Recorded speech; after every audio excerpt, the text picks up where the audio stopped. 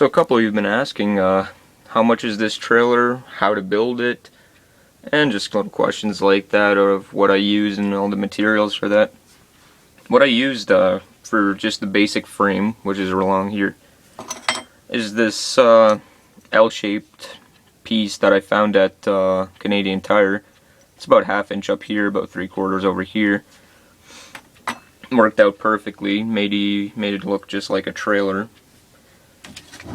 Let's see.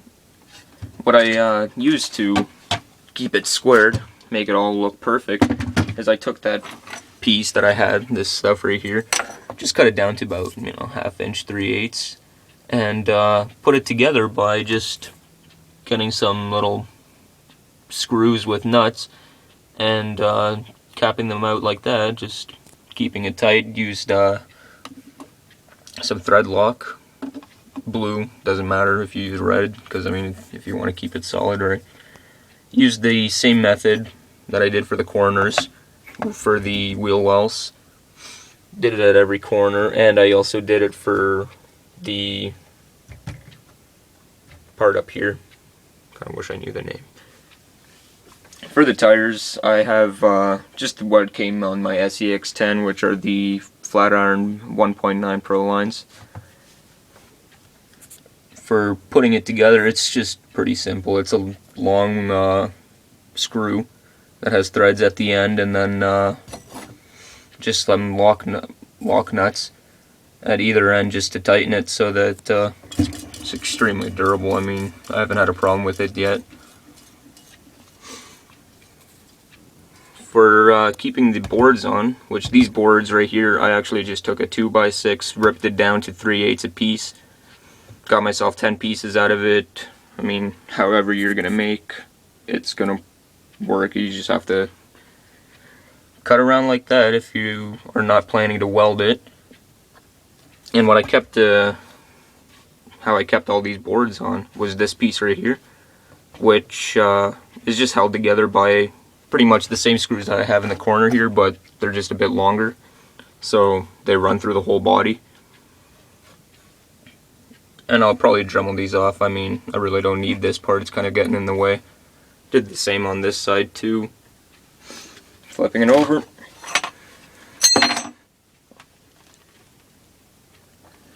For the back of the wheel well, all I did was took a piece of the tin that I made to make these, which actually all I had to do was just round it over, cap these little pieces off, and then cut them.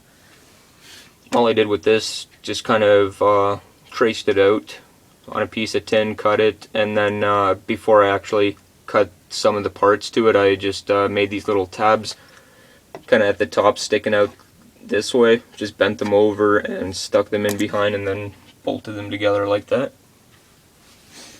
For the front, where your pieces, all I have really is just holding it together is the piece that I brought out from here, which is pretty much put together the exact same way as the corners.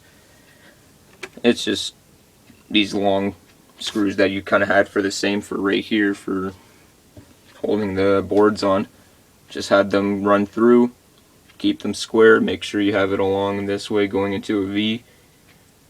For this right here, when I used my 1/4 inch round, or 1/4 inch square, sorry, just kind of made sure that there's still a little bit of room for one more piece to go in here, so that right here, which is my 1/4 inch rod, went along here just to give it that extra part, gave it a little bit more length. These are 1/4 inch nuts, just tighten them up, keep them together, made sure it was nice and strong. For right up here, which I took a little bit extra of that tin that I used for the wheel wells, it was actually cut off right to about here. This was all solid, and then once I had it all screwed down and thread locked down, I made sure that it was all tight, made sure nothing would fall out, and I just cut around it. It made it a hell of a lot easier. Once that was all done, I painted it black, because I mean most trailers are black. And then to stain these, which I used an unusual method but it worked really well, was I took coffee filters when they were still pretty warm right after you have a coffee. Just take the filter, dab it along, just keep dabbing it. Maybe even wipe it if the wood's smooth enough that it's not going to tear the coffee filter. And then I just lacquered it, made sure that it was nice and watertight. And then for the trailer hitch up here, just a basic square frame that I used with the square tubing.